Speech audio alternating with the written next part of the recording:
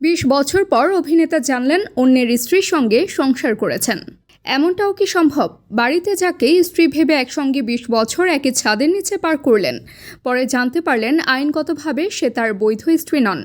সিনেমার কাহিনী যেন বাস্তবে ঘটেছে অভিনেতা দীপক তিজোরির জীবনে। তিনি আশিকি, জজিতা, ওয়াহিদ সিকান্দারের মতো ব্লকবাস্টার ছবি উপহার দিয়েছেন। শিবানী তোমরকে বিয়ের পর প্রায় ২০ বছর একসঙ্গে কাটিয়ে দেন এই দম্পতি। তবে হঠাৎ নিজেদের মাঝে এক ঝগড়াকে কেন্দ্র করে আলাদা হওয়ার সিদ্ধান্ত নেন দুজন। স্ত্রীকে ডিভোর্স দেওয়া প্রসঙ্গে আইনজীবীর সঙ্গে কথা বলতে গিয়েই মাথায় আকাশ ভেঙে পড়ে অভিনেতার। জানতে পারেন শিবানী তোমর প্রথম স্বামীর সঙ্গে আইনি বিবাহ বিচ্ছেদ করেননি, যার ফলে আইনগতভাবে তখন পর্যন্ত প্রথম স্বামীর বৈধ স্ত্রী ছিলেন তিনি। এমন এক ঘটনা প্রকাশ্যে আসতেই বড় ধাক্কা খান দীপক।